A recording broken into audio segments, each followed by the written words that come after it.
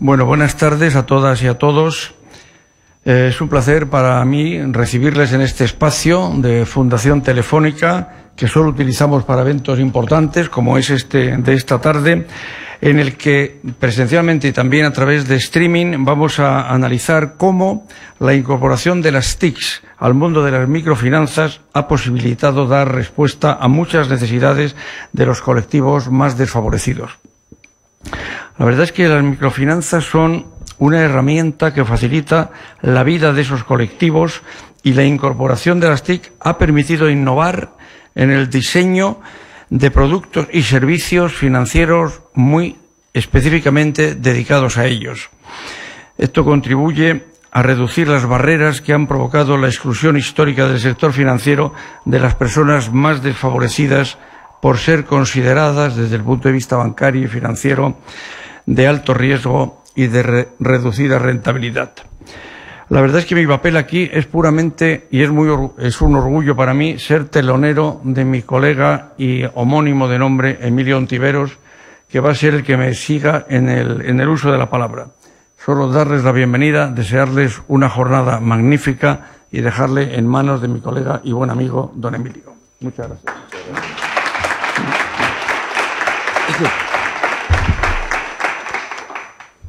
Buenas tardes. Comprenderán que lo primero que quiera hacer esta tarde sea expresar mi agradecimiento como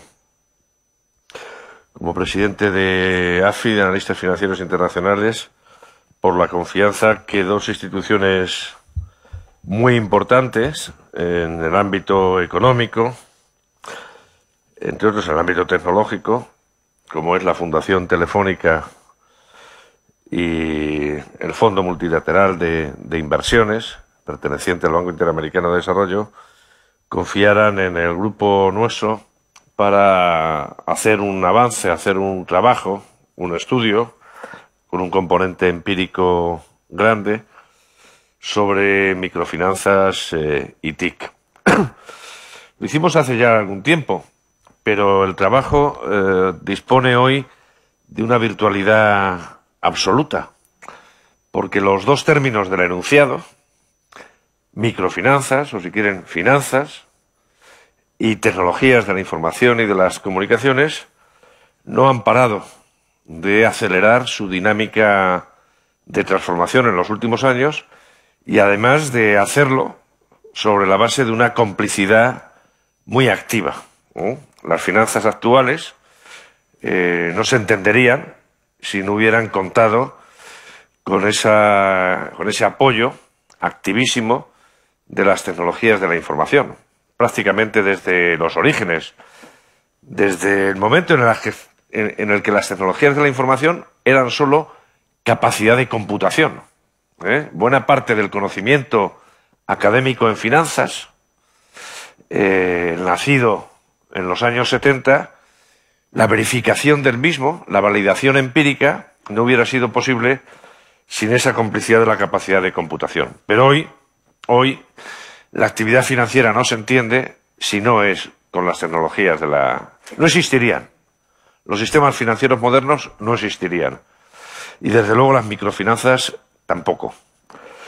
En el libro, en el informe, hacemos una caracterización de lo que entendemos por microfinanzas como de una forma simple, como extensión del perímetro de la actividad de los servicios financieros, de la actividad financiera, más la pretensión de garantizar su sostenibilidad. Expresado de otra forma, la pretensión de las microfinanzas es reducir o eliminar la exclusión financiera, que es bastante frecuente y está bastante extendida todavía en numerosos territorios. Y es bueno el reducir la exclusión financiera porque hay que partir de otro presupuesto empírico, de otra observación clara, y es que no hay prosperidad económica sin desarrollo financiero. Simplemente no existe. El desarrollo financiero es una de las precondiciones para que haya bienestar, para que haya crecimiento del PIB potencial y este sea a su vez bien distribuido. Lo primero que hacemos en el trabajo es caracterizar, por así decirlo, el universo o el subgrupo de los excluidos financieramente. En el lenguaje más profesional, identificar el target al que se destinan las microfinanzas. Lo primero que surge, lógicamente, es la informalidad, la economía en ámbitos grises, en ámbitos no aflorados desde el punto de vista estadístico, desde el punto de vista fiscal. 2, la pobreza. La pobreza, pero no la extrema pobreza, porque la extrema pobreza, desgraciadamente, no es objeto de atención de las microfinanzas. 3, el mantenimiento de la unidad de caja entre la familia y el negocio. Lo que se observa es esa suerte de simbiosis en lo que es la administración financiera, lo cual concede una singularidad notable a esas unidades económicas, pero también, como luego veremos, al consiguiente análisis de riesgo de crédito, de riesgos de solvencia de las entidades. 4, la volatilidad o las irregularidades de los ingresos, la no constancia, la no permanencia, que constituye otro factor, otra dificultad a la hora de establecer cualquier sistema de credit scoring en el ámbito de las microfinanzas. 5, la falta de escala, la falta de dimensión, que hace que cualquier aproximación de servicios financieros tenga ya una restricción de partida en unos costes operativos relativamente elevados. Y en último lugar, pero no menos importante, la dispersión. La dispersión tanto geográfica como demográfica. Como verán, esos rasgos de población objeto de microfinanzas no son precisamente a los que no constituyen el grupo de clientes ideales, por así decirlos, el target de cualquier entidad financiera convencional. Porque la síntesis en términos bancarios o en términos financieros, cuando hablamos de microfinanzas casi siempre pensamos de forma intuitiva en microcréditos, pero también tenemos que pensar en microseguros y en otras actividades. Pero, como les decía, la traducción de esos 6 rasgos de la población objeto de microfinanzas, de los agentes económicos objeto de atención por las microfinanzas, en el lenguaje financiero se traducen básicamente en 1, elevados riesgos asociados lógicamente al nivel de renta. 2, reducida rentabilidad por el tamaño de las operaciones, por la atomización de las mismas, por los elevados costes operativos. Y a partir de ahí es donde juega, por así decirlo, un papel diferencial, donde puede exhibir sus ventajas comparativas las entidades expertas especializadas en microfinanzas, conjugando básicamente 3 acciones, que son a las que le dedicamos atención en el trabajo. 1, particularizando en ese universo de población al que antes me he referido, tecnologías, técnicas de análisis de riesgo específicas, técnicas de análisis de riesgo que tomen en consideración fundamentalmente la ausencia de colaterales, la ausencia de garantías. No es fácil hacer banca cuando ya hay una definición de partida que es la inexistencia de colaterales. 2, interpretando una información singular, sui generis, una información denominada blanda, pero que no incorpora las señales informativas, el contenido informativo que en un departamento de gestión de riesgo de crédito hacen los bancos o las compañías de seguros al uso. Y 3, la vocación que tienen las entidades expertas en microfinanzas de fidelización, de mantenimiento y, sobre todo, de definición de una creciente calidad en el servicio. Como verán, son 3 propósitos muy difíciles. Me atrevería a decir que poco menos que imposibles si no se cruza en el camino las tecnologías de la información. Y a la resolución de estas 3 exigencias, en términos de gestión de riesgos, en términos de fidelización, de atención a la dispersión y de reducción de los costes operativos propios de microfinanzas, es a lo que ha prestado servicio las tecnologías de la información. De forma, yo diría, bastante similar, pero mucho más técnicamente más refinada, que lo han hecho en la banca. En la banca, en las economías avanzadas. Como decía al principio, hoy no podemos entender la actividad bancaria convencional, la intermediación entre pasivos y activos convencionales, si no es con una combinación de capacidad de computación importante. Aquí, en las microfinanzas, además de la capacidad de computación, hay dos atributos de las tecnologías de la información que han puesto en valor las microfinanzas. Es la conectividad y es la movilidad. Se podría decir que las dos grandes leyes que amparan el desarrollo de las tecnologías de la información en los últimos 30 años, la ley de Moore y la ley de Metcalfe, aquella ley que nos hablaba de prestaciones crecientes en términos de capacidad de computación que se podían doblar cada 18 meses, manteniéndose los costes constantes, y aquella otra ley que nos hablaba de las economías de red, del valor de una red proporcional al número de nodos, en las microfinanzas ha cobrado toda su importancia. Y ya en el estudio no solamente se enuncian ventajas claras que han aplicado las tecnologías de la información en términos de reducción de la barrera derivada de la banca no presencial, de la inexistencia de oficinas, o de análisis del riesgo de crédito, de establecimiento de un credit scoring apropiado, sino que efectivamente aportamos casos concretos, experiencias prácticas, que aplican la distancia al riesgo de insolvencia de un prestatario basándose en técnicas psicométricas, por ejemplo, que son mucho más propias de comportamientos no estandarizados, como son los que van a las oficinas bancarias.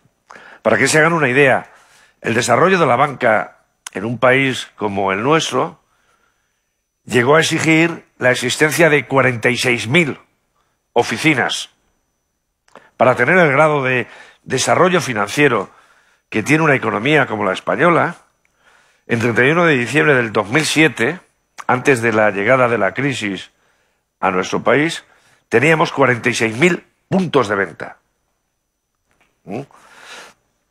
Hoy se está haciendo el equivalente. Es verdad que quizá con una variedad de la oferta algo inferior en algunos países de América Latina, sin puntos de venta, basándose en esas facilidades, ese carácter en última instancia de tecnología multipropósito que tienen las TIC, explotando la movilidad y la conectividad de esas tecnologías. Poco más, más allá de señalar un par de retos, yo diría, que tienen las microfinanzas, o que tiene la alianza microfinanzas TIC. Uno, seguir generando ganancias de eficiencia, es decir, reducir los costes operativos, los costes que median entre la captación de inversión, la captación de pasivo y su destino final en términos de crédito.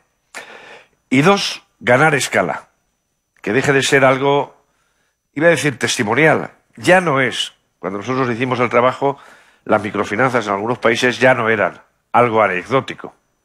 De hecho, en AFI, todos los veranos, un grupo de analistas hace prácticas en algunas de las microfinancieras que hay en América Latina. Y es verdad que compañías de microseguros en Bolivia no son iguales que algunas compañías de seguros en nuestro país o en alguna economía avanzada. Pero la estructura básica, los mimbres, ya están definidos y el volumen de operaciones es creciente. Nada más. Constatar, eso sí, las microfinanzas no son la panacea o no son la condición suficiente para conseguir ese desarrollo financiero. No se defiende tampoco en el libro, pero es verdad que para facilitar esa transición e incluso para dotar a las economías de una zona que de alguna forma actúe como elemento de contraste con lo que son las finanzas convencionales, es una muy buena idea. Porque a los valores que he señalado antes, de sortear barreras al desarrollo económico, habría que destacar dos que me permito sugerirles. Uno es el fortalecimiento de determinados valores éticos. Y el segundo, y no menos importante en mi opinión, son los mecanismos de solidaridad anexos al desarrollo de las microfinanzas. Es mucho más importante, en definitiva, que allí donde florecen las microfinanzas se asiente también esa cuarta modalidad de dotaciones de capital que los nuevos macroeconomistas defienden como importante. El capital basado en la confianza. En definitiva, el capital social. Y si hay algo prototípico de que la confianza cotiza, eso es las microfinanzas. Nada más y muchas gracias.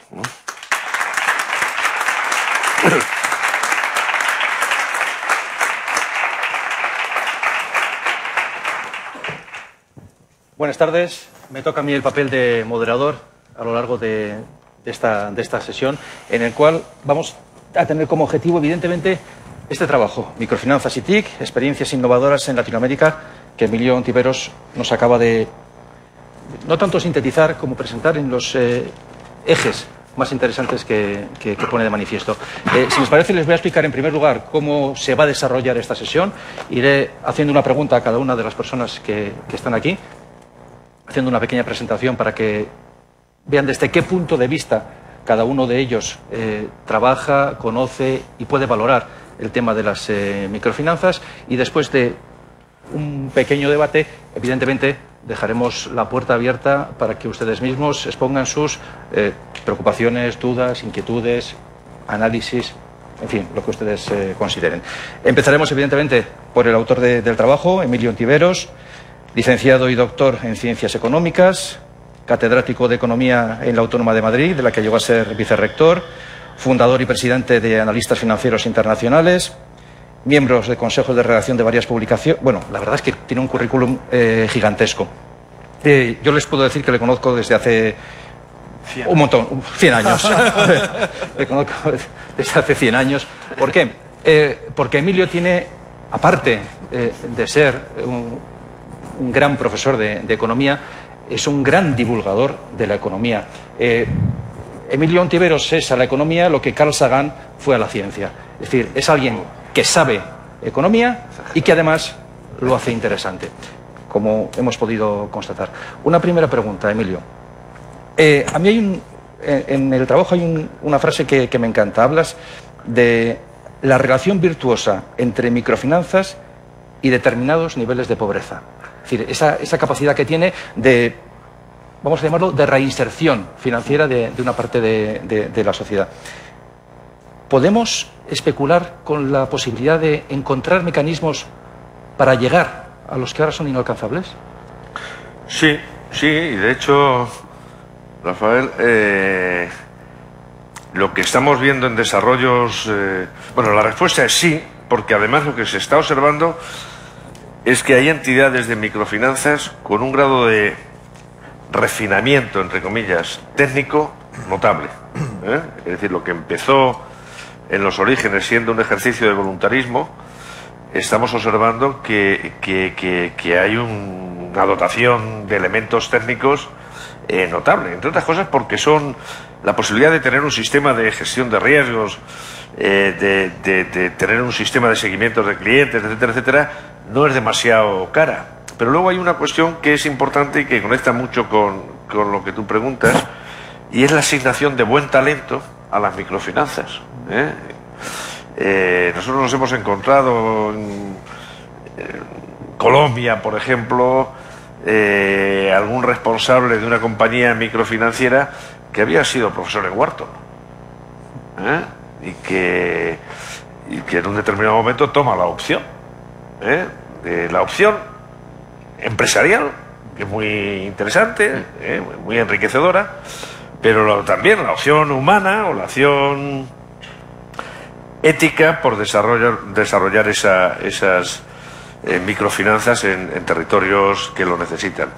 Y luego hay otra cuestión que conecta con otra observación que conecta muy bien, yo creo, con la pregunta que haces tú, Rafa, y es que la industria de los servicios financieros, la industria convencional de servicios financieros, gracias o como consecuencia de las tecnologías de la información, está empezando a encontrar contestación, entre comillas, competidores. El crowdfunding, las finanzas colaborativas, no son exactamente microfinanzas, pero sí es una forma de utilizar también las tecnologías de la información para desintermediar, para de alguna forma sortear los obstáculos, las barreras que las finanzas convencionales, fundamentalmente la intermediación bancaria, pero no solo. Estamos viendo cómo en las finanzas colaborativas, en el mundo del crowdfunding, están surgiendo posibilidades de financiación directa de numerosos proyectos, desde el lanzamiento de un disco hasta la creación de una determinada tienda de material no sé qué, ¿no? Por lo tanto, yo creo que asistimos a un fenómeno social, económico, importante, del que las microfinanzas han sido pioneras y cuyo denominador común es la contestación a los incumbentes en determinados sectores, ¿no? Sí. No sé si me he ido por las ramas, ¿no? No te has ido por las ramas. En cualquier caso, si alguien se ha quedado con las dudas, después tendrá ocasión de repreguntar. A mi lado, Fernando Jiménez, economista, se incorporó al Ministerio de Economía en 1984, donde desempeñó puestos de agregado económico, comercial, y todo eso. Bien. Ingresó en el Fondo Multilateral de Inversiones, en el FOMIN, en 1999, como jefe de unidad de prioridades y programación. Ha sido subgerente de efectividad en el desarrollo, subgerente de operaciones. El FOMIN, lo cierto es que también tiene mucho que decir con relación al tema de las microfinanzas. Pequeñas operaciones que, además de negocio, generan reequilibrio, estabilidad social. Yo creo que ha habido nosotros llevamos 20 años en el Banco Interamericano de Desarrollo trabajando en el tema de apoyo a lo que inicialmente ha habido como todo el mundo yo creo sabe, una progresión natural a ir del fenómeno del microcrédito, que empezó en los años 80 más o menos, a las microfinanzas en el sentido de ampliar el espectro de productos y servicios financieros. Y probablemente si este libro lo hubiéramos escrito o lo hubierais escrito, por cierto, excelente estudio, estamos muy orgullosos de ser aquí con mi falso primo, de haberlo copatrocinado. Si se hubiera escrito ahora, hubiera enfatizado aún más, no es que no lo diga, en el tema de inclusión financiera. O sea, yo creo que toda la comunidad internacional ve un continuo. Yo creo que el problema es que el microcrédito se sobrevendió, o sea, se vendió como la panacea que iba a acabar con la pobreza. Y eso murió de éxito. Luego hubo todo, digamos, tuvo mala fama, y es verdad que ha sido difícil comprobar empíricamente una correlación muy directa entre estrictamente microcrédito y pobreza. También es verdad, no obstante, que no hay, como tú muy bien has dicho, Emilio, no hay sociedad en que no haya una relación directa entre un acceso universal y un uso universal de servicios financieros y el desarrollo económico como país. Por tanto, de una manera natural, más allá del microcrédito, por ejemplo, se ha puesto de manifiesto que los pobres ahorran. O sea, porque no solamente es que los pobres reciban 1 o 2 dólares al día, es que no todos los días reciben 2 dólares. O sea, la ingeniería financiera y el manejo de caja que tiene que hacer un pobre son muy sofisticados, porque es que además es muy caro ser pobre. A un pobre todo le resulta más caro que a una persona rica, desde la tasa de interés que tiene que pagar por un préstamo hasta la provisión de servicios. La exclusión financiera se traduce en exclusiones de otro tipo. Entonces, en ese camino hacia la inclusión financiera, yo creo que cada vez más en todo este ámbito en que en América Latina los empresarios empiezan a ver que no puede haber empresas exitosas en sociedades fallidas, y que hoy en día no basta un sistema financiero con ser solvente. No puede dejarse atrás el 70% de la población.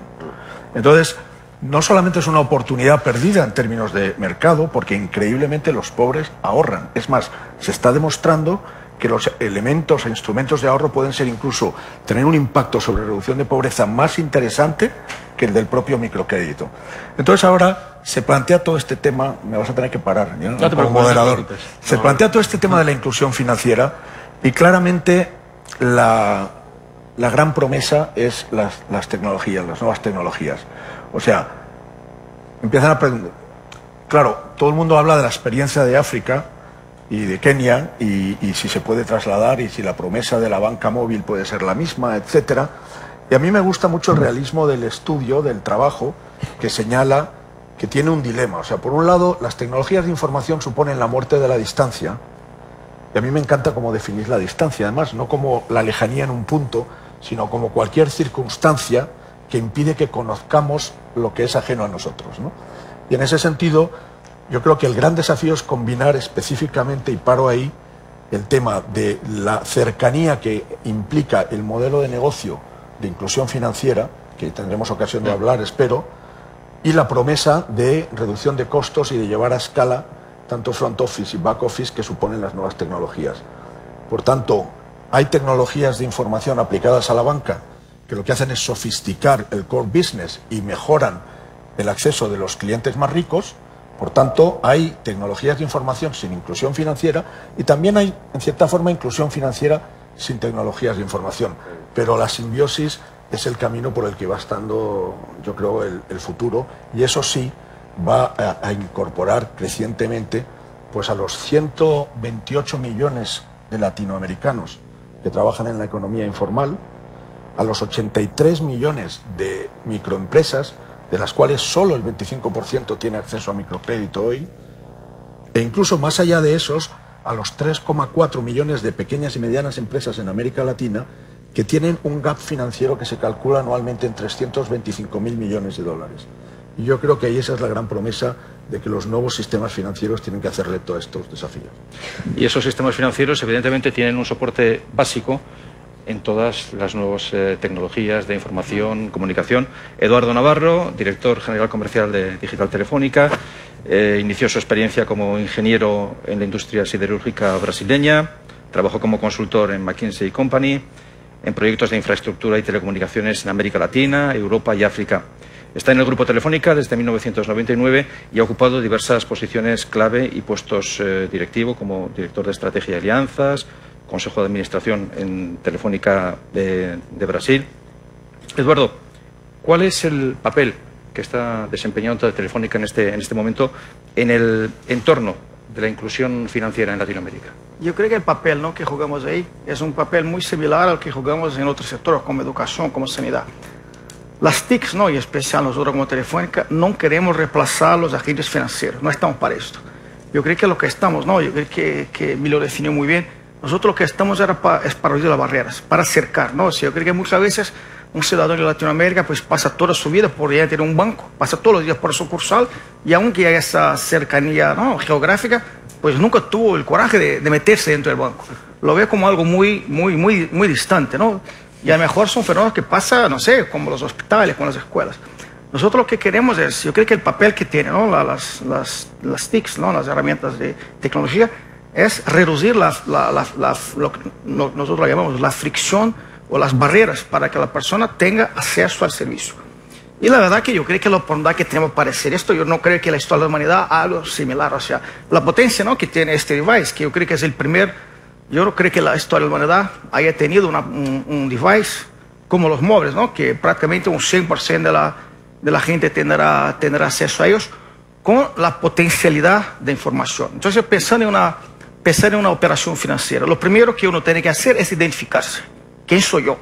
O sea, yo, para identificarme a través de un móvil, y a lo mejor la forma más sencilla es, pues, declarar aquí un número. Pero esto será dentro de poco lo más antiguo. Yo con un móvil que haga así, y escribe el de mi nombre, por las capacidades de acelerómetro, de todo que está en el móvil, ya se puede saber que soy yo.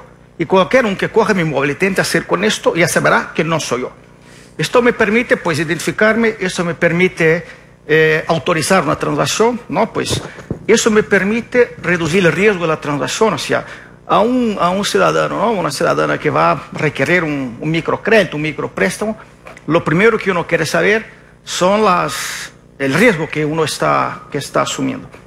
Yo con un móvil, y luego voy a decir aquí, pues yo creo que son tantas informaciones que puede ser para bueno o para el malo, y luego trataré eso al final. Pues por ejemplo, por un simple uso del móvil, por ejemplo, yo puedo decir que la persona tiene un trabajo porque sé que por el móvil entra a un edificio a las 9 de la mañana y sale a 6 de la tarde todos los días. Esto es un indicio bastante grande que tiene un trabajo. Pues yo sé que hace una recarga de su móvil pues todas las semanas de 5 euros o todos los finales del mes de 8 o 10 euros de forma recurrente, ¿no? O sea, esto no solo, por un lado, o sea, te reduce, o sea, te abre una cantidad brutal de información, pues a un ciudadano que por su primera vez con sus ahorros, ¿no? Que algo yo creo que es cada vez más común en Latinoamérica, pues que compra un coche. Pues lo primero que quiere hacer es asegurarse el coche. Y pues nosotros todos sabemos que cuando va a hacer un seguro por la primera vez, pues las primas son altísimas. Pues el móvil pues permite al conductor decir de que por el simple capacidad de aceleración, que nunca conduce su coche a más de 70 por hora, que nunca sale por las noches después de las 10 de la noche, y que nunca sale a las carreteras. Con esa información que viene por los móviles, te permite que el coste de la prima del seguro te baje a la mitad, ¿no? Qué cosa que... La parte mala, ¿no? Es que toda esa información que nosotros estamos haciendo, y yo creo que nosotros en Telefónica estamos debatiendo muchísimo por esto, esa información pertenece al usuario. O sea, tiene que ser el ciudadano que diga esa información cómo puede ser utilizada. Porque es una información que, repito, puede ser usada para el bien o para el mal. Pero la capacidad de información, ¿no? Yo creo que esto va, pues, no solo nosotros reducimos dramáticamente el coste de la transacción, pues no tener que tener una sucursal bancaria, pues poder hacer todo por el móvil. Pero hacemos que no solo el punto de vista de eficiencia de costes, pero eficiencia de riesgo, de identificación, de usuarios de crowdfunding, sea tremendo, ¿no? O sea, esto también se aplica, pues estamos hablando de servicios financieros, lo mismo se aplica a otros tipos de situación.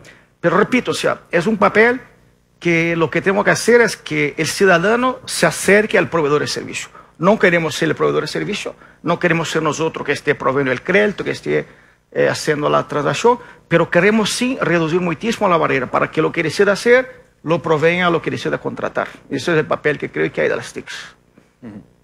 Y, por ejemplo, ¿qué palancas está utilizando Telefónica para apoyar el desarrollo y evolución de M-Money and Payments para usuarios y comercios latinoamericanos? O sea, muchos de los servicios, ¿no? Pues que estamos empezando servicios de scoring. O sea, repito, ¿no? Que tiene que ser siempre con nivel de autorización. Todavía es bastante, pero con clientes, ¿no? Que nunca han tenido acceso a un crédito, pues entonces es que tiene dificultad porque, ¿no? El banco simplemente no tiene ese cuarto de crédito. Nosotros, junto con entidades especializadas, sumando los datos que nosotros tenemos, ¿no? De información del cliente, pues permitimos un score que reduce el riesgo del cliente. Hemos recién lanzado aquí en España, pues un servicio junto con Santander y La Caixa, ¿no? que permite hacer micro transferencias de recursos, de dinero. O sea, a mí me gusta llamarlo, para que la gente lo entienda, como si fuera WhatsApp del dinero. O sea, se genera una red social, y en vez de enviar mensajes, pues se envía 5 euros, 10 euros, 15 euros. Ah, pues mañana vamos a comprar un billete de Navidad. Pues yo lo compro y todos mis amigos me envían 5 euros. Yo pues cargo aquello se queda cargado en mi teléfono, yo puedo ir en cualquier sitio y descargarlo, ¿no? Se llama Yap Money. Pues estamos lanzando servicios más en Latinoamérica, este es más en España.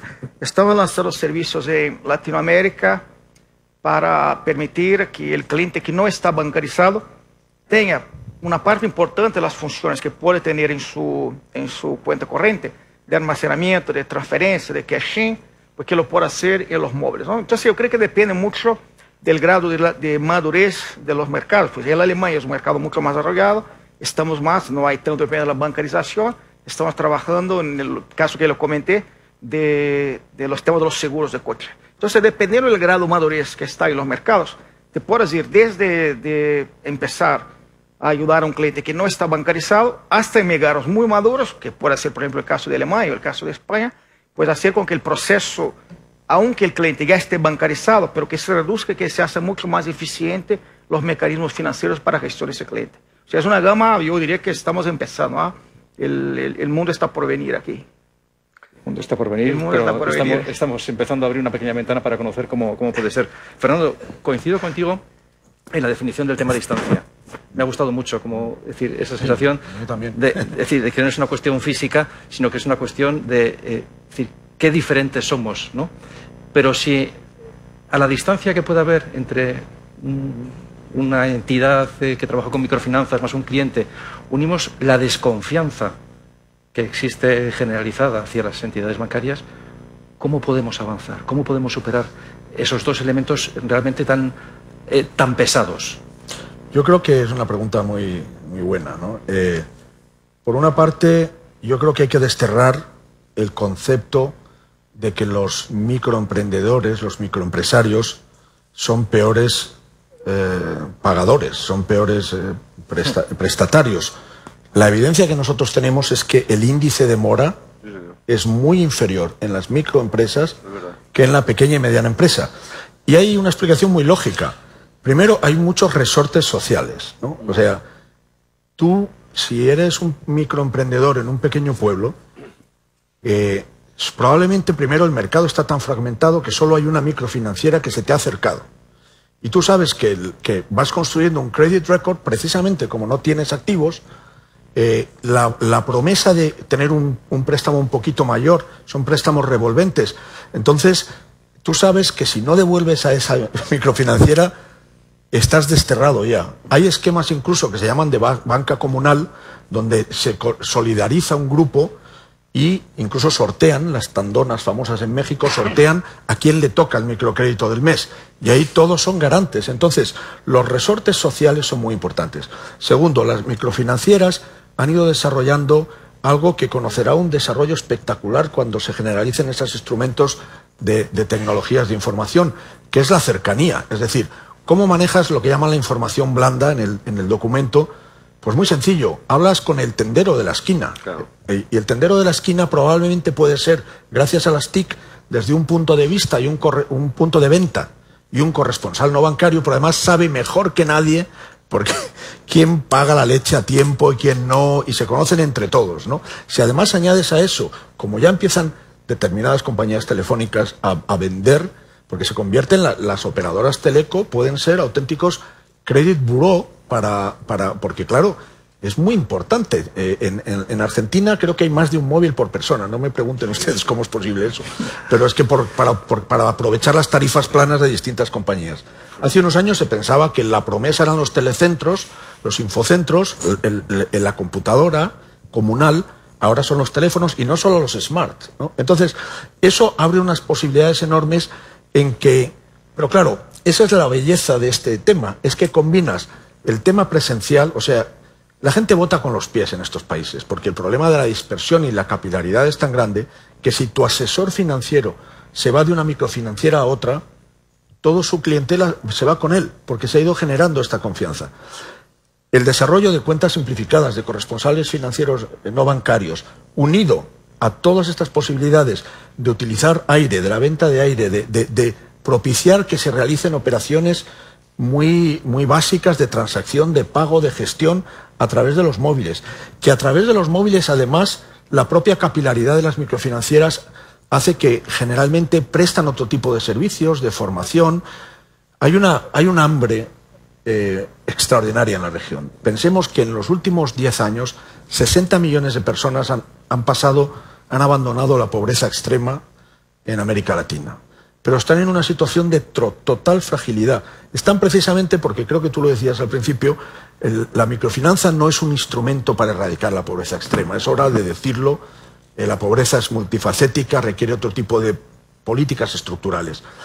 La microfinanza puede ayudar, pasado un umbral, en lo que llaman ahora los 4 to 10, los que ganan de 4 a 10 dólares diarios, puede ayudar a generar modelos de inclusión financiera que ayuden a construir una base de acumulación de activos.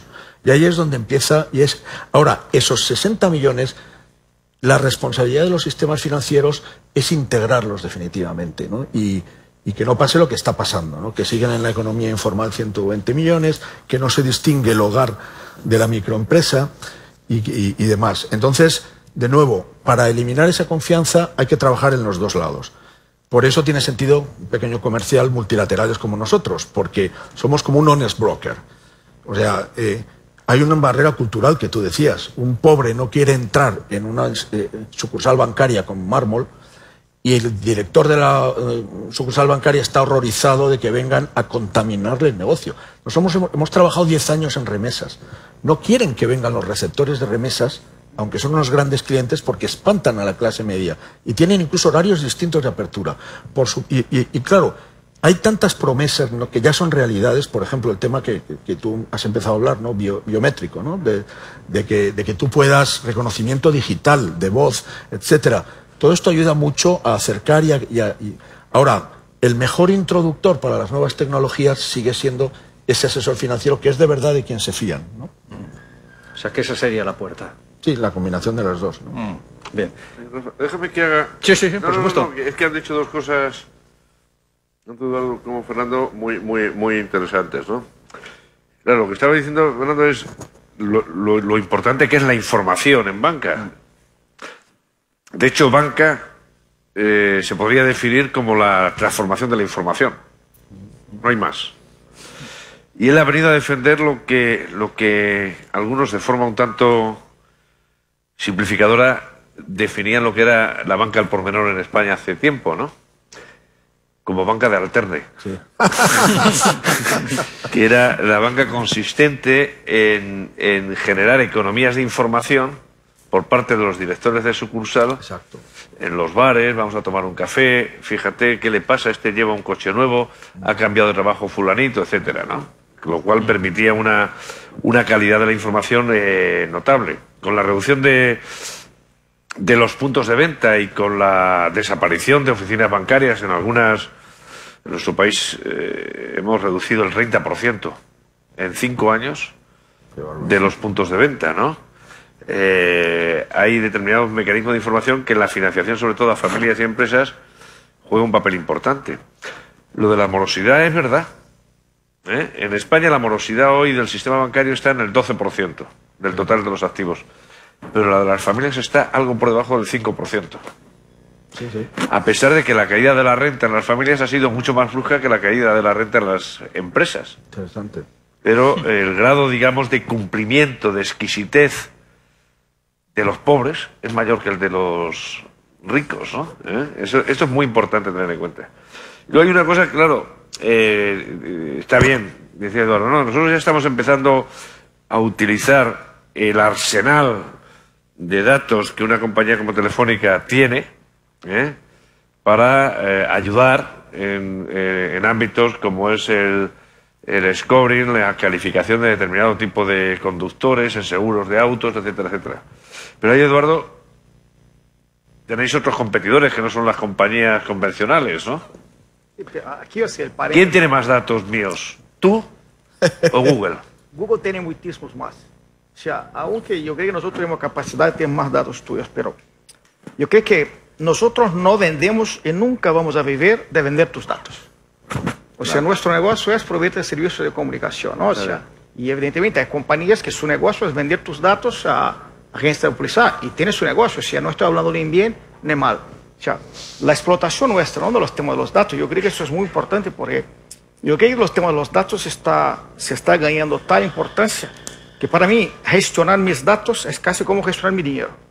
Entonces a mí me gustaría que quien gestionara mis datos utilizara el mismo criterio que quien utiliza mi dinero y que nunca lo utilizara de una forma que yo no fuera transparente y no estuviera consciente de los riesgos. O sea, yo creo que sí hay compañías que tienen más información que nosotros, pero me preocupa más el uso de la información que la cantidad de información. Entonces yo digo, ¿no?, de al principio aquí, de que nosotros pues podemos, el tema de scoring, nosotros jamás utilizaríamos cualquier dato de localización de un cliente para hacer un scoring si no fuera autorizado por el cliente. Tiene que ser el cliente que me venga a pedir. Yo autorizo que utilice los datos míos de localización para saber qué trabajo mañana, porque creo que con esto voy a tener un scoring, una prima mejor del banco, ¿no? O sea, yo creo que y para mí, o sea, repito, no insisto mucho en ese punto, o sea, para mí el tema de la utilización de los datos es un tema que va va a ganar importancia creciente en el debate público. Y nosotros como empresas de telecomunicación, pues el compromiso que estamos asumiendo es que lo vamos a utilizar de forma absolutamente transparente, según los clientes nos autoricen o no. Esto para mí no es colateral al tema del debate nuestro, pero para mí es un tema que va a ganar importancia creciente en el debate público. Emilio, te quería hacer una pregunta de un tema un tanto más colateral. La mayor parte de los ciudadanos somos prácticamente analfabetos funcionales en temas de economía y de finanzas. Tú eres un acérrimo defensor de una buena educación económica. ¿Cuándo tendría que empezar y qué consecuencias cree que tendría? Bueno, empezando por el final, Rafa, yo creo que tener un grado de alfabetización, fíjate, no voy a ser tan ambicioso como para exigir o desear un grado, digamos, de cualificación, pero disponer de un grado de alfabetización financiera básica tendría una consecuencia inmediata, clara, y es reducir la probabilidad de engaño.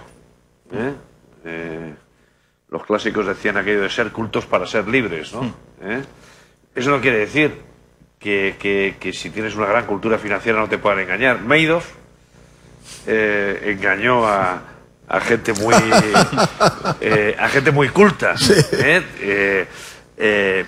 Pero buena parte, digamos, de las anomalías, ¿no?, y de los percances, de las estafas que han podido existir en países como los nuestros no se habrían dado, ¿no?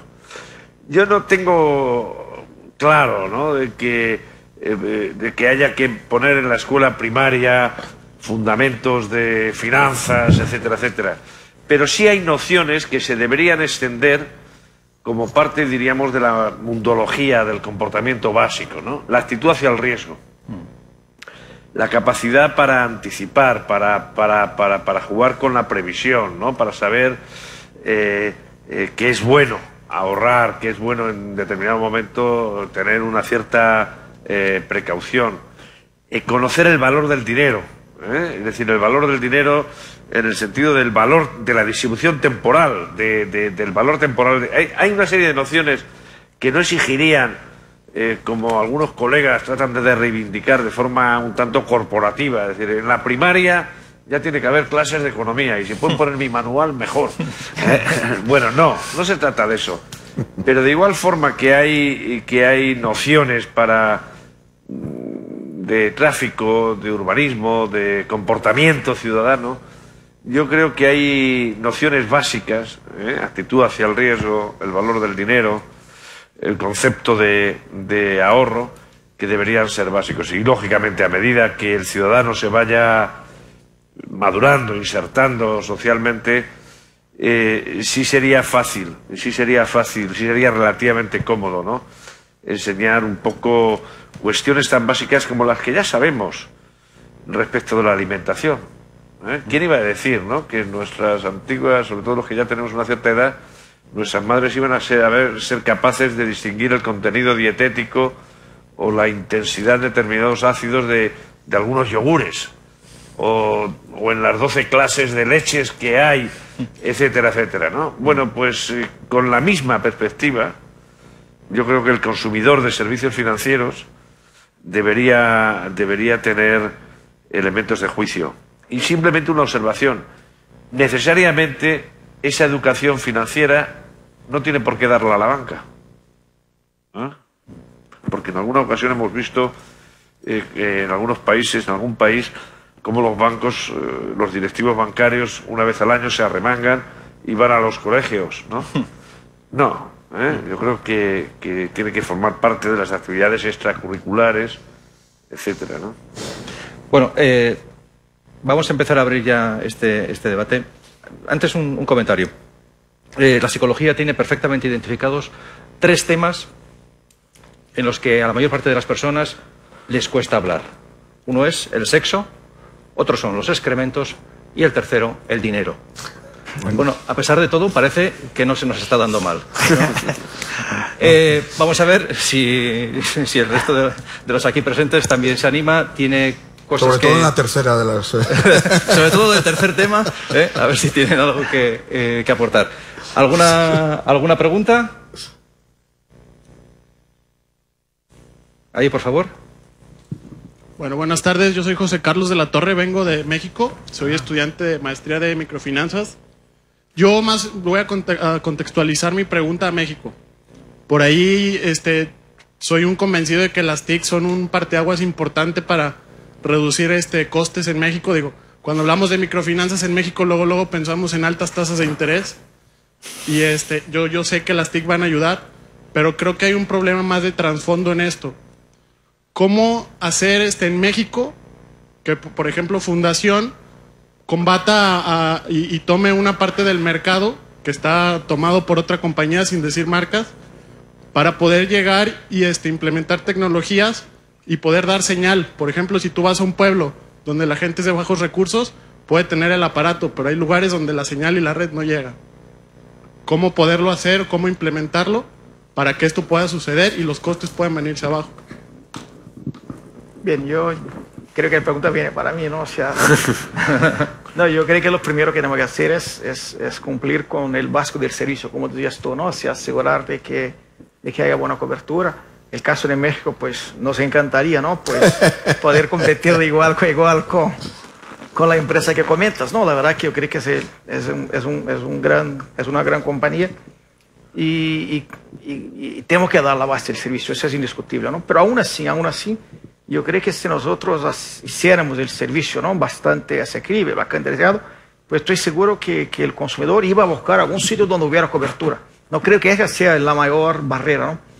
Y nosotros lo que estamos mirando es que la barrera principal para la adopción de esos servicios no es un tema tecnológico, o sea, no es un tema no requiere la tecnología que yo he comentado al principio del acelerómetro, o sea, con cosas mucho más básicas, ¿no?, que se puede tener un uso muy, muy interesante.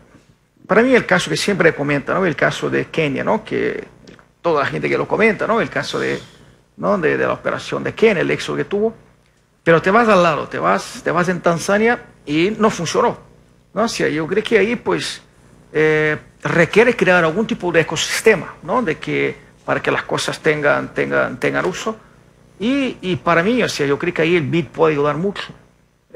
Nosotros lo que hemos hablado mucho el caso de Latinoamérica, ¿no?, pues para mí uno de los grandes impulsadores, ¿no?, para intentar reducir las barreras puede ser los gobiernos. Y un caso muy específico, o sea, hoy prácticamente en todos los países de Latinoamérica hay programas muy exitosos de distribución de renta, ¿no?, el Bolsa Familia de Brasil, todo esto, ¿no? Y en general, pues ese dinero se da pues sin que se utilice a clientes que no están bancarizados. Esto para mí, pues no estoy hablando de Telefónica, estoy hablando de todas las teles en general, no estoy abogando que lo hagan con mi compañía. Yo creo que empezar, por ejemplo, a utilizar ese tipo de programa o de gobierno, y creo que además, si al programa de ciencia social se lo pone ahí, yo creo que algunos de los conceptos, ¿no?, que comenta Emilio, mejor, de saber, de cantidad, de ahorro, no sé cuál, o sea, de que empiezo a gestionar una cuenta, aunque esta cuenta está en mi móvil, ¿no?, yo creo que puede ser muy interesante. O sea, repito, la barrera no es un tema de tecnología, es un tema de encontrar cuál es la mejor puerta que se pueda pues generar una demanda. Habrá casos que serán casos de microtransferencias, de transferencias no sé, de países donde hay un corredor de transferencias internacionales muy grandes. Habrá otros casos que será, pues había un caso, no sé si habéis estudiado en el libro vuestro, de los cafeteros en Colombia, que era un caso también muy interesante, ¿no?, de la comunidad cafetera que ha utilizado. O sea, yo creo que la clave aquí es intentar un caso de uso que haga con que la gente pierda el miedo e empiece a utilizar el servicio. Yo quería un poco abundar en esta misma línea. Es una pregunta muy compleja, obviamente, porque yo creo que el pasar del concepto, como yo decía, de microfinanzas a inclusión financiera, tiene para mí una virtualidad también importante, y es el énfasis en el beneficiario. A mí no me importa tanto el instrumento, no me importa tanto que sea una microfinanciera, un banco, una compañía de telecomunicaciones, un intermediario financiero no bancario. Lo que tenemos que empezar a focalizarnos es cómo podemos medir la intensidad de acceso y uso a esos servicios a un coste razonable, con respeto al consumidor, con plena información, con cercanía al cliente. Ese es el tipo de problemas. Eso requiere trabajar en muchos frentes, y en el BID pues estamos trabajando en muchos de ellos. Requiere probar modelos de negocio, requiere tratar temas regulatorios. Claro, donde no hay regulación es más sencillo relativamente todo. O sea, cuando todo el mundo dice, bueno, es que en Kenia funcionó, dice, sí, mire usted, pero es que México es un país muy sofisticado y es un país con una gran densidad institucional y donde están muchas compañías de telecomunicaciones, donde hay, por tanto, órganos regulatorios de telecomunicaciones, regulatorios de supervisión bancaria, donde hay intermediarios financieros, y hay que ir viendo y ir eliminando todos esos silos. Es decir, hay un gran debate ahora, y probablemente es poco político que yo lo diga, ¿no? Hay telecos que aspiran a ser los bancos del futuro y hay bancos que creen que ellos deben ser un proveedor de servicio. Hay reguladores y supervisores, como en el caso de Perú, que apuestan muy decididamente por interoperabilidad de software para banca móvil, y hay otros reguladores que les asusta mucho el pensar el volumen de la oferta monetaria no bancarizada y sin cash que mueve Kenia y que puede tener problemas de riesgos sistémicos que hasta ahora se han estudiado muy poquito. Sí, señor. Entonces, hay que ir viendo, nosotros trabajamos en ese primer tema de modelos de negocio, tratamos en el tema de bancos de regulación. Por ejemplo, México podría mejorar temas como cuentas simplificadas, de créditos simplificadas, apertura corresponsales no bancarios, todo lo que ayude a evitar barreras técnicas, económicas o legales que puedan hacer, porque al final la competencia es lo que hace bajar los precios. Mire usted, hace 10 años enviar un mexicano indocumentado, que yo nunca los llamo ilegales, indocumentado, le costaba prácticamente el 25% de su salario poder ayudar a sus familiares. Primero tenía que, como no tenía cuenta bancaria, tenía que hacer cash del cheque que le pagaban. Ahí le quitaban ya un 10%. De ahí, cuando mandaba plata a su familia, le cobraban más del 15%. Y además había costos ocultos de tasa de cambio, etcétera. Nosotros llevamos 10 años trabajando, y está feo decirlo, pero en parte hemos conseguido, con otros, no digo que sea exclusivamente, que al día de hoy ese mismo mexicano indocumentado, primero, ya puede abrir la cuenta por otra serie de razones, pero segundo, puede pagar de cuenta a cuenta, con lo cual hay un elemento de modernización y de apreciación de las bondades de la intermediación financiera, y el costo ahora es del 5%. Eso, aplicado a 61.000 millones de dólares que han llegado este año a Latinoamérica en remesas, quiere decir que hay 6.000 millones de dólares que antes se quedaban en intermediarios y ahora llegan, no solo llegan a familias necesitadas, sino que les dan un empoderamiento, porque toda decisión financiera, el ahorro no es más que el consumo futuro. No nos queremos ir a la tumba con el dinero. Entonces, les ayudan a ser dueños de su destino y a entender mejor. Y por tanto, todo lo que las tecnologías, en el buen sentido que tú decías, de tecnologías de información, ayuden a un conocimiento, a un acceso a la información, porque ese es un aspecto que no hemos hablado tanto, pero a un acceso en tiempo real y con conocimiento, que puedan comparar tasas, precios, canales de distribución, todo eso como una fruta madura hará que empiezan a reducirse las tasas de interés. Porque es verdad que al día de hoy no se justifica la diversidad que hay. O sea, no tiene mucho sentido que a lo mejor que un país como Bolivia tenga una tasa de interés de microfinanzas sensiblemente inferior a la de otros países, cuando no tiene ni el tamaño de mercado ni los agentes poderosos. Entonces sí, es un tema polifacético, pero que pasa por el empoderamiento de la persona, y ese empoderamiento las tecnologías de información sin duda pueden ayudar, ¿no? No sé si eso ayuda. ¿Más preguntas? Ahí, por favor. A lo largo de todas las intervenciones hay una dualidad entre filantropía y emprendimiento, modalidad empresarial. ¿Cómo se puede convencer a alguien de hacer negocio a través de los microcréditos? Es decir, la gente tiene reparos en meter su dinero en algo que le va a pagar una persona que tiene de 4 a 10 dólares. ¿Cómo es la manera de poder convencer que todos ganamos? Que yo puedo ganar como inversor, o una persona en España puede ganar como inversor, pero el prestatario también va a ganar. Muy brevemente. Lo bonito, por lo menos los economistas creemos, y tú estarás de acuerdo, Emilio, que la economía es un juego de suma positiva. O sea, que uno no tiene que perder lo mismo que gana el otro. O sea, hay como consecuencia, precisamente, desde la teoría de Ricardo y demás, ventaja comparativa, hay una ganancia neta. Entonces, yo creo que cada vez más, vamos a ver, esto es una pregunta muy filosófica y yo tengo una respuesta un poco filosófica también. El ecosistema del desarrollo es mucho más complejo ahora que hace 10 años. O sea, las empresas quieren comportarse como ciudadanos responsables corporativos.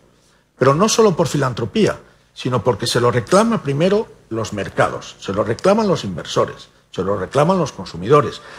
Se dan cuenta de que realmente no pueden tener empresas exitosas en sociedades fallidas y que les conviene generar riqueza a su lado y tener otra relación con la comunidad y tener cadenas de valor estables y proveedores estables y ayudar a construir un mercado interno. Ford, el famoso Ford, lo que aspiraba es a que cada obrero de su fábrica pudiera comprar uno de sus coches. Entonces, yo creo que las empresas empiezan a tener esa responsabilidad corporativa.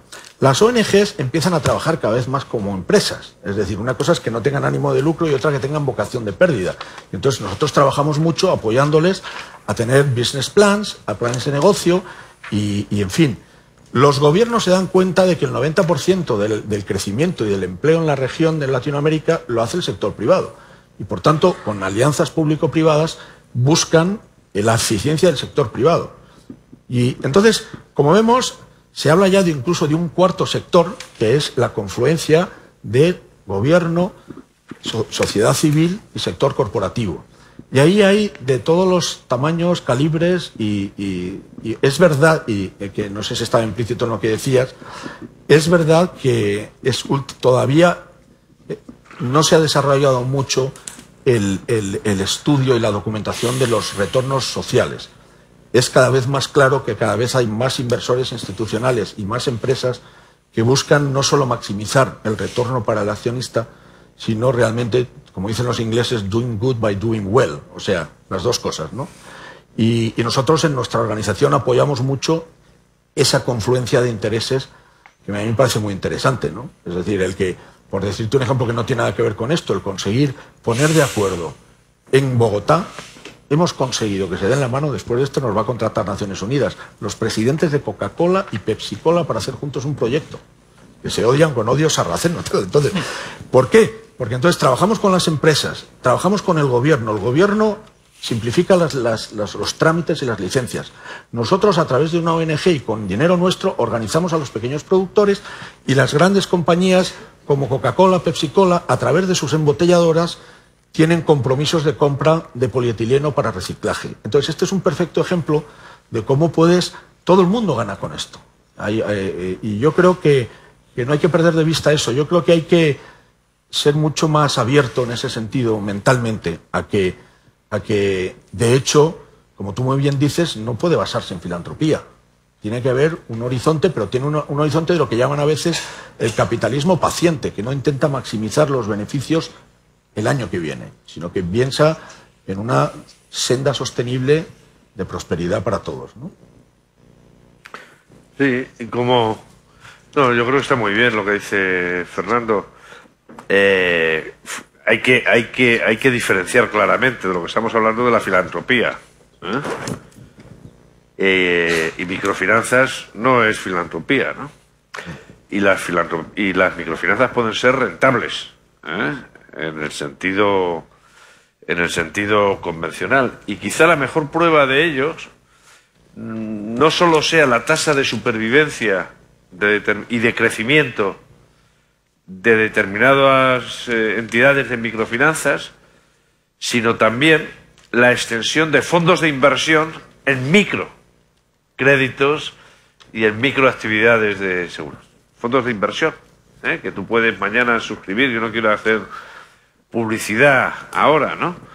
Pero en entidades financieras, hay alguna entidad financiera española que ha creado un fondo de inversión o fondos de inversión cuyo destino es la inversión en entidades en microfinancieras. En el 94 en Latinoamérica habían 184 microfinancieras.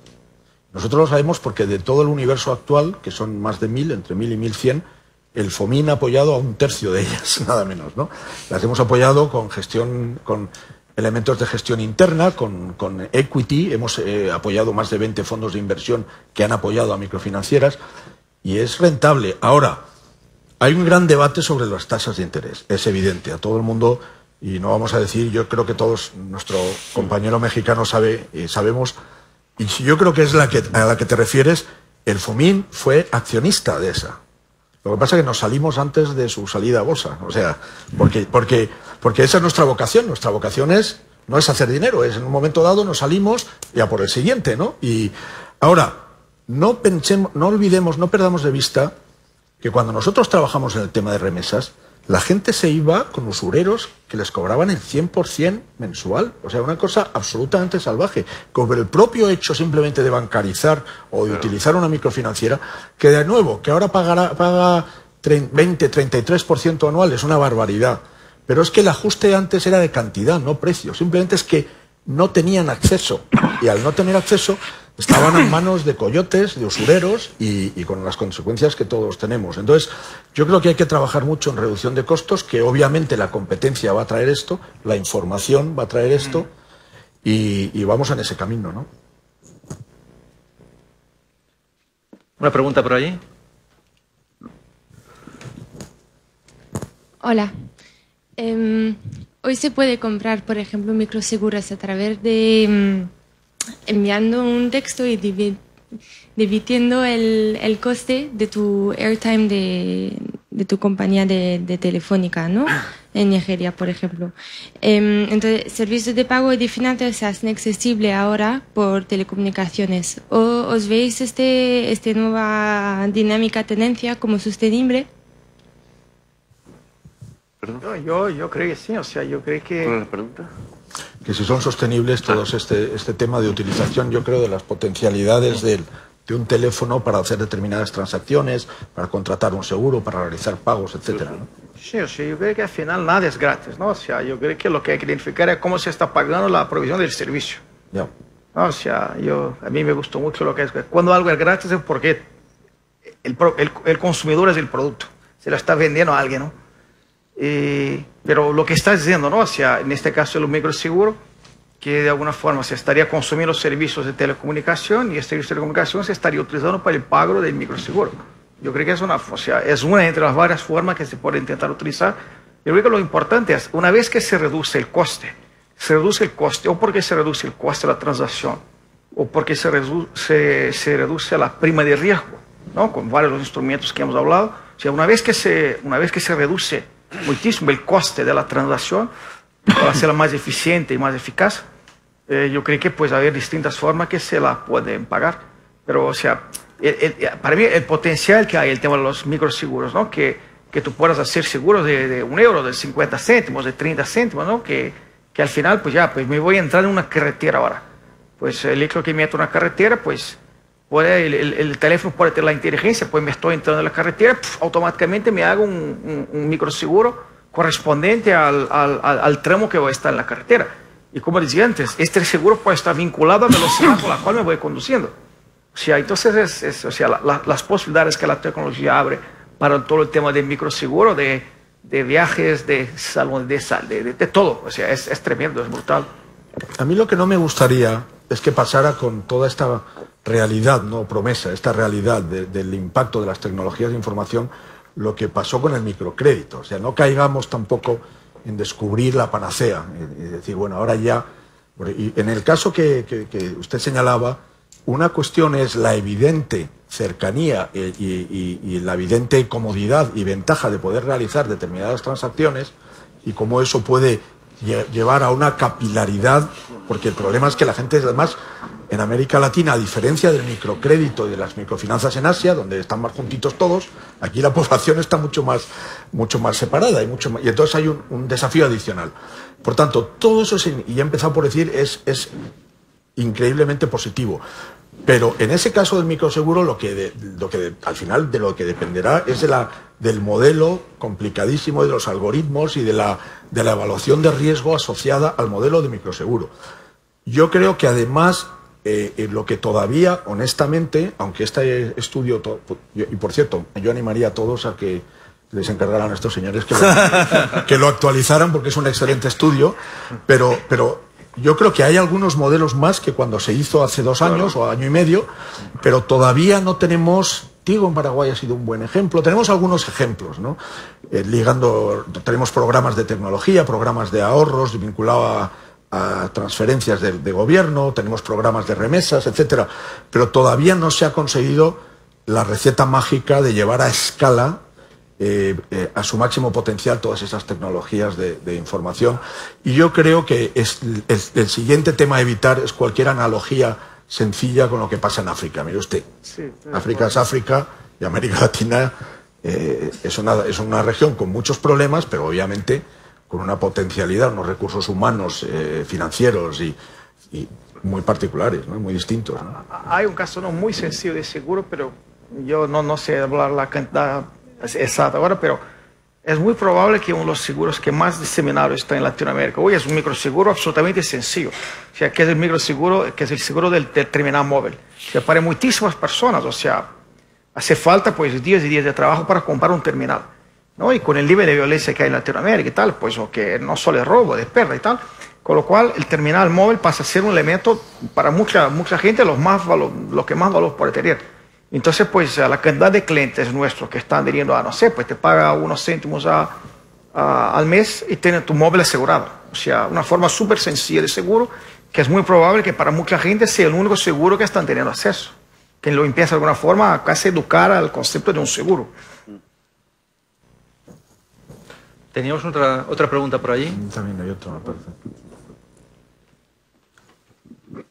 Hola, buenas. Quisiera saber cómo se puede o qué planes se tienen planteados para reducir el gap que existe al día de hoy entre el consumidor que tiene una tecnología en la mano y la que no tiene la tecnología verdadera en la mano. Es decir, el móvil al día de hoy no llega en todos los rincones del mundo, por lo cual hay personas que no tienen capacidad ni intelecto probablemente de llegar al utilizo de esa tecnología. ¿Cómo se puede reducir eso si lo comparamos con entrar dentro en un banco, la voluntad de entrar dentro en un banco y pedir un microcrédito? Gracias. Yo creo que hoy, debe haber muy pocos servicios del mundo que estén más universalizados que el móvil. Seguramente está mucho más universalizado que la energía eléctrica, que el agua, es muy intuitivo, la gente lo sabe usar. Sí, incluso si te vas, ¿no?, a África, la penetración, ¿no?, en Latinoamérica ya es por encima de un 100%. Yo creo que la barrera hoy debe ser más de educación que de disponibilidad de infraestructura. Yo creo que yo creo que va más por ahí. O sea, más un tema de educación, no de disponibilidad de infraestructura. Sí.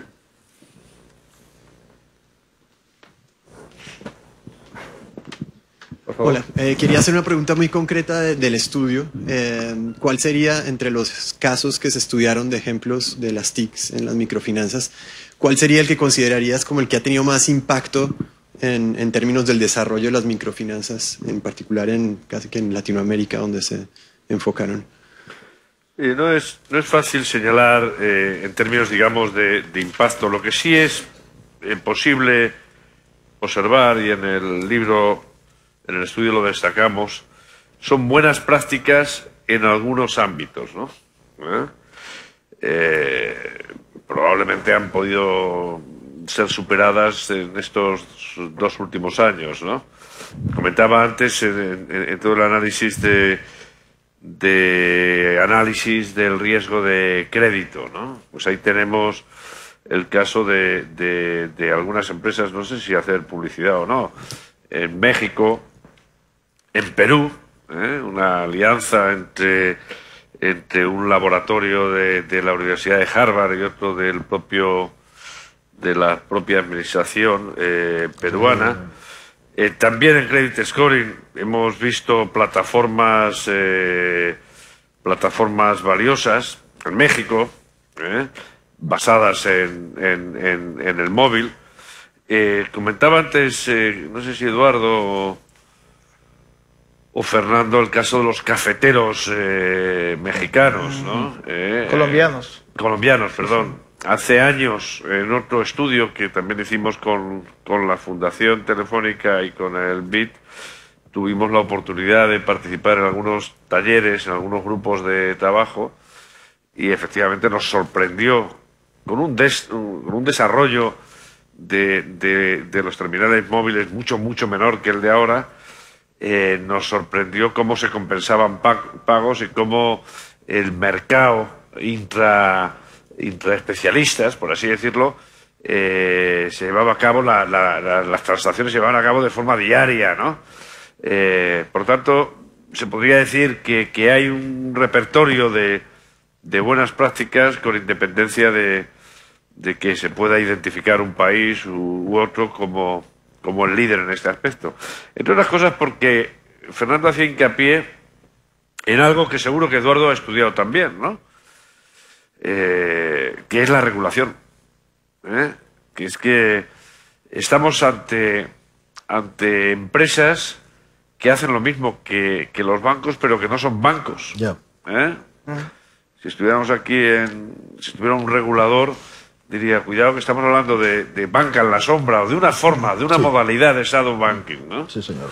Pero claro, Fernando miraba de reojo a Eduardo y decía, oye, ¿Telefónica qué es? ¿Una empresa de telecomunicaciones o un banco?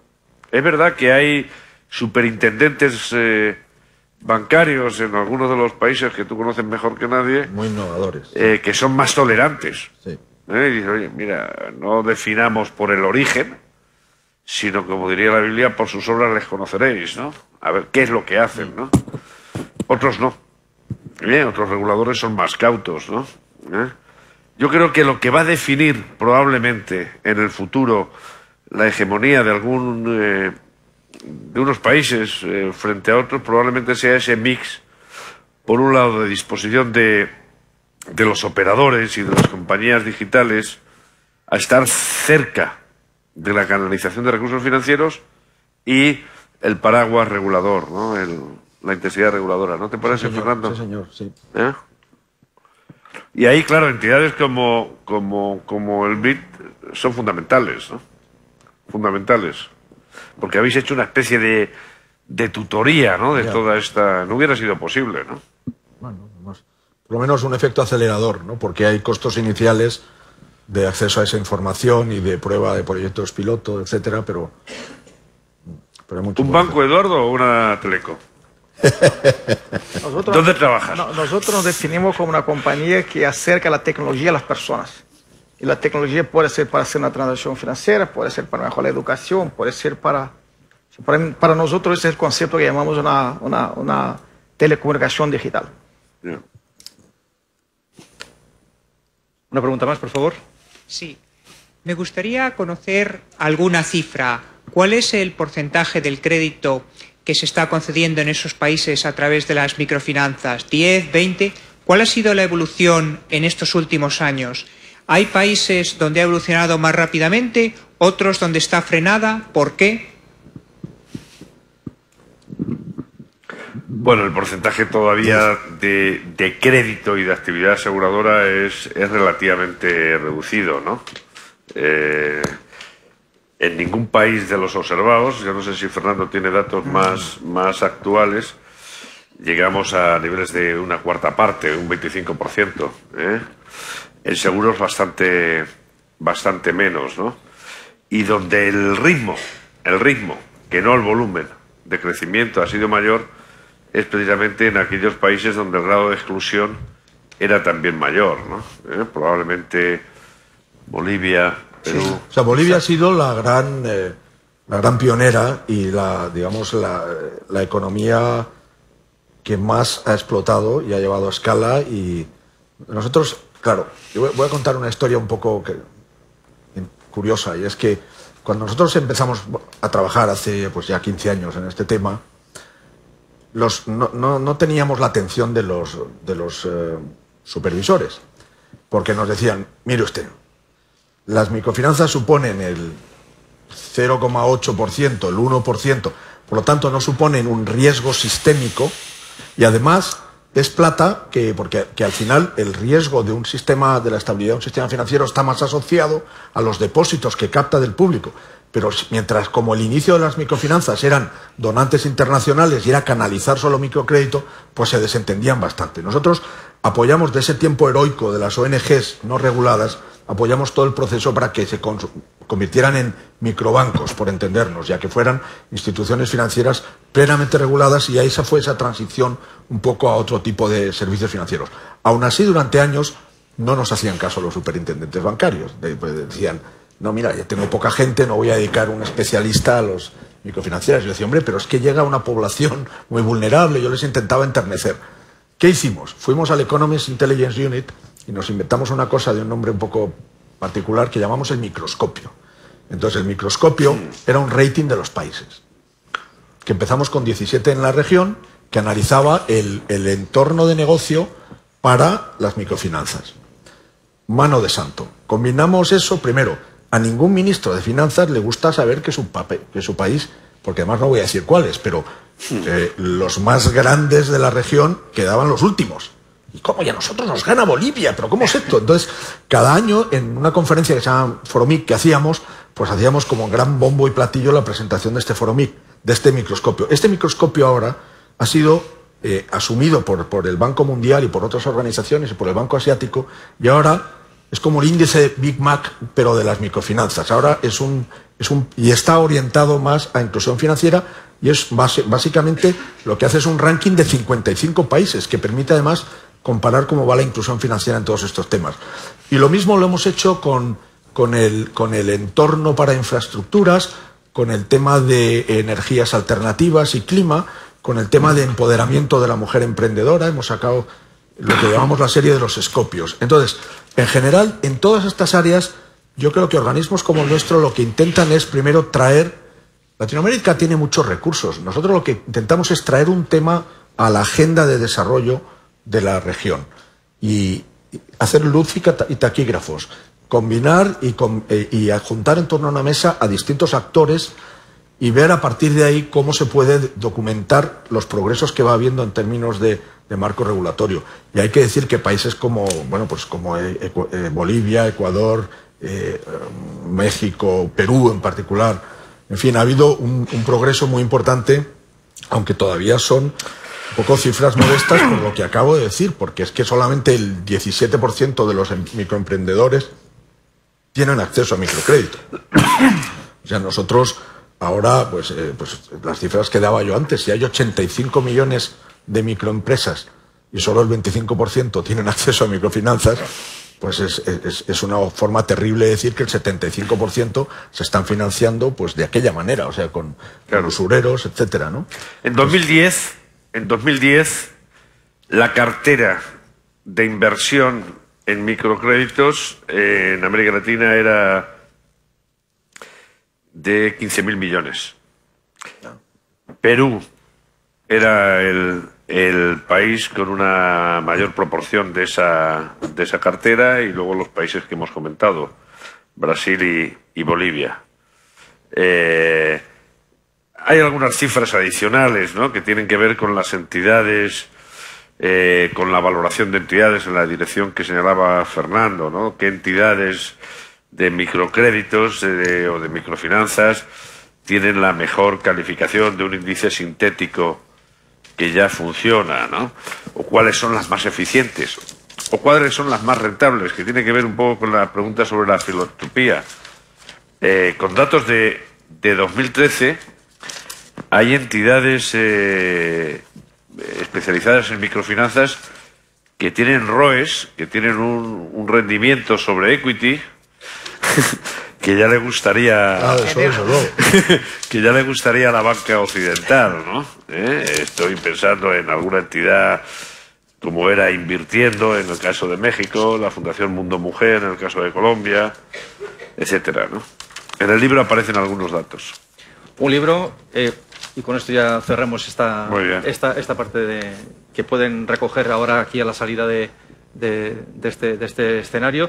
Les recuerdo que, no sé si habrán visto la entrada, les ofrecemos a todos un cóctel para que de manera informal, si quieren, podamos seguir conversando sobre este tema tabú del dinero o sobre los otros, si ustedes lo prefieren. Y ya lo saben, cojan su libro, tiene los datos. También los que sean más partidarios y les guste más el libro electrónico lo pueden descargar de la página web de la Fundación Telefónica. Incluso se puede escuchar. Incluso se puede escuchar, efectivamente. Cuando se conduce. Pero no porque te distraes mucho. Nada, muchísimas gracias, Eduardo, Fernando, Emilio, muchísimas gracias y muchísimas gracias también a ustedes. Muy bien, muy bien.